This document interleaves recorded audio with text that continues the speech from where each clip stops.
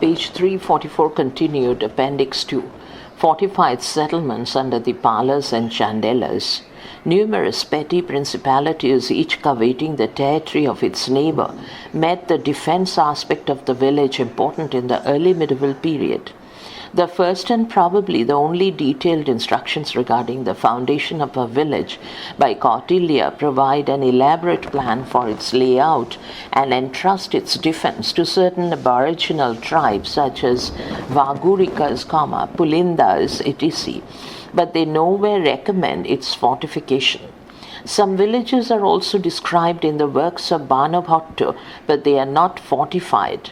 It is only later that the Manasara enumerates 8 kinds of village and defines a typical village as surrounded by a wall made of bricks or stone, beyond which there is a ditch broad and deep enough to prevent an enemy from attacking the village. Footnote 1. It further lays down that the village wall should have 4 gates, 2. The Maya Mata also recommends that all the villages should be surrounded by moats and earthen ramparts, 3. The importance of fortress is general. The importance of fortress in general is indicated by its lengthy treatment in the Manasara. It mentions as many as 8 kinds of fort at one place, 7 kinds at another, and again 3 kinds of mountain fort at another place, thus giving us a total of 18 classes of fort, 4.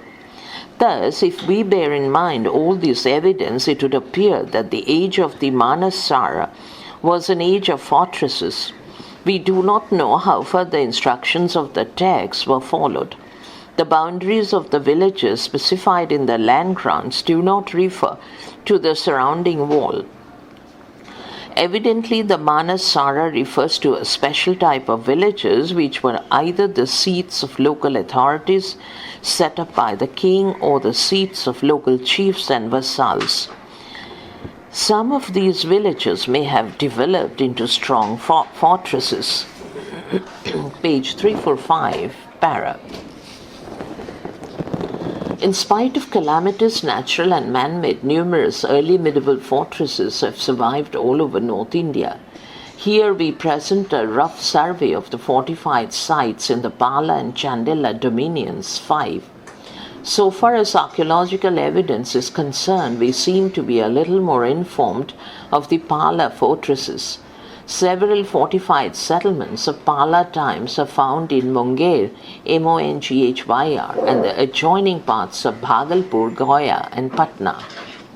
South of the Ganga was the fort of Munger known as Mudgagiri, important enough to be the victory camp and probably the capital of the Palas. In its neighborhood lay several fortresses. Surface exploration showed that the present villages of Rampur and Pokhrama were fortified settlements of the Pala period in the southern subdivision of Munger. In the same area lies the fort of Jayanagar near Lakshmisharai, which seems to have been the headquarters of the Pala king Indradyumna, 6. Not far away was the fort of Surajgarha, which has been washed away by the Ganga, but the suburbs still show Pala antiquities, 7. In the Jamui subdivision is situated the fort of Indpe, where the walls of the fortress and the ditch enclosing it are still intact. Tradition associates it with the Indradyumna, 8. North of the Ganga in Munger were situated fortresses in Naulagarh, G. Manglagarh and Alauligarh, para. Several fortresses of the Pala period are found in the Bhagalpur district. The westernmost fortress was situated in Sultanganj, where numerous Buddhist images of the Pala period have been discovered. The easternmost fortress was situated at Antichak near Kolgong, Colgong. 3 seals of Vata Parvataka, mentioned as a victory camp in Pala grants and hitherto identified with Vatisharthana near Kolgang, have been discovered in recent excavations at Antichok at a distance of 1.5 miles from Vatisharathana. Since the fortified wall of Antichoke can be traced to a distance of about 2.5 miles, it would appear that the Skandhavara of Vata Parvataka was a fortified place covering the present area of Antichak. Further, since the seal of a Ranaka Sri Devasya, has been found at this place, 9, it would appear that the fortress was in charge of some feudal lord. Near the same place seems to have been situated the hill fort of Patharghata, associated with many Pala antiquities, 10. Page 346. A similar settlement was the fort of Shahakund on a hilltop, which seems to have been a Pala site.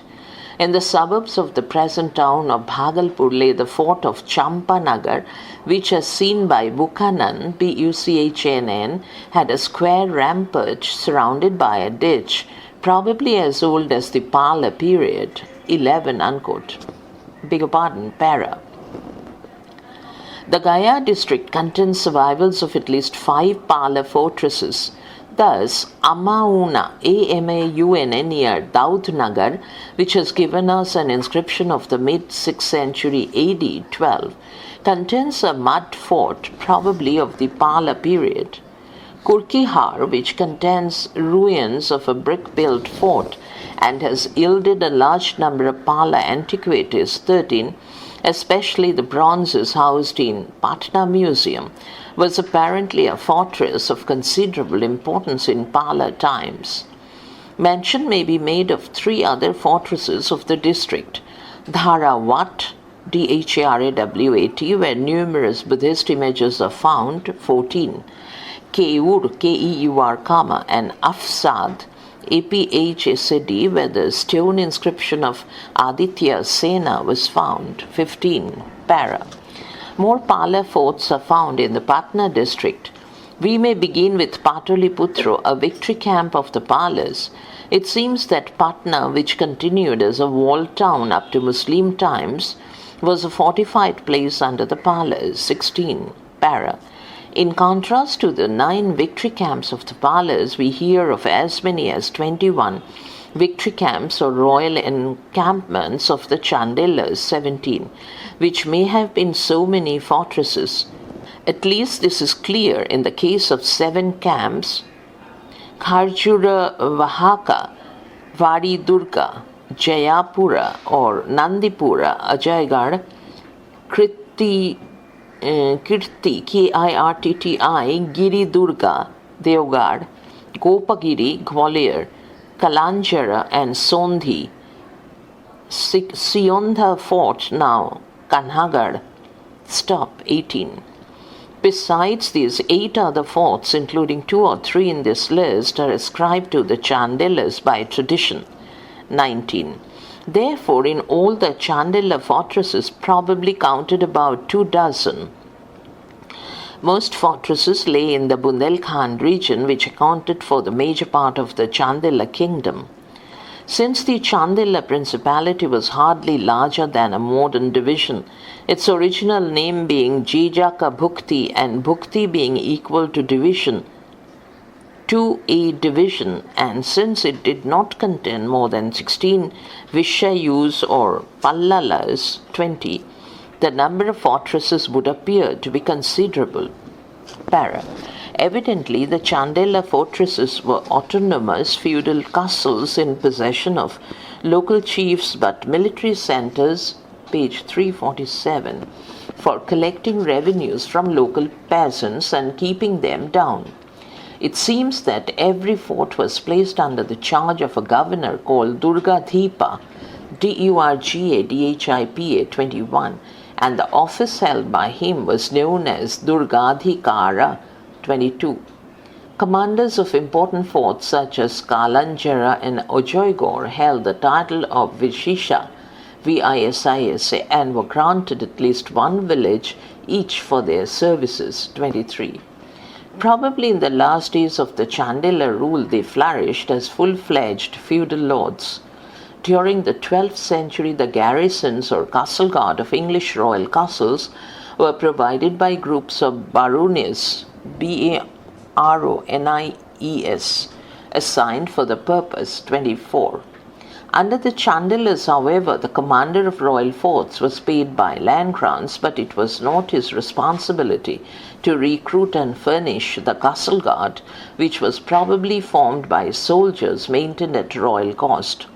At any rate, the existence of so many fortresses in the Chandela dominion may be taken as important evidence of feudal organization. Para. No definite pattern can emerge from a fragmentary study of fortresses under the Palas and Chandelas.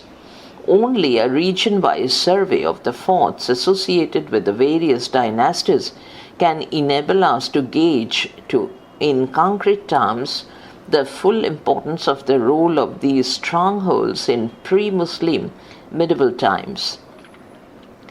Nevertheless, the utility of fortresses in medieval political and economic organization cannot be denied.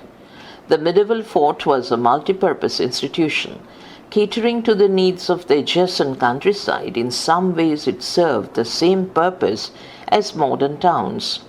It was the place where the taxes collected in kind could be stored, garrisons of soldiers could be maintained, and the neighboring people could seek shelter in times of war, flood, especially in eastern India, and famine, and above all it was this final instrument through which the prince or the chief could perpetuate his power over the peasantry.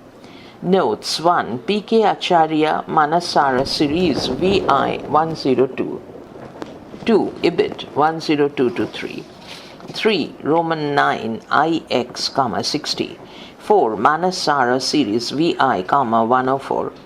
5. Although each one of the early medieval dynasties has been made the subject, page 348, of a doctoral thesis, not a single thesis enumerates fortified settlements associated with a dynasty. 6. ARB 210. 7. Ibid 427. 8. Ibid 190. 9. I owe all this information to Dr. R.C.P. Singh, Reader, Department of Ancient Indian History and Archaeology, Magadha University. 10. ARB 303. The neighboring Antichok is an important Pala site. 11. Ibid 100. 12. Ibid 12. 12. 12. Ibid, 12. 13. Ibid 262. 14. Ibid 140. 15. CII, Roman 3I 20021. 16. ARB, 350 III. 17. SK Mitra, the early rulers of Khajuraho, pp. 163-4. 18. Ibid. 19. Ibid, pp. 6-8. 20. SK Mitra, Opset, pp. 161-3, considers Vishaya to be identical with Patala and enumerates 16 Vishayas on the basis of the Chandela inscriptions. 21. Ibid, page 160. 22. Ibid, 23. Ibid, page 158-9. 24. Frank Stanton, English Feudalism, 1066-1166, pp. 212-13. Next, page 349, Bibliography.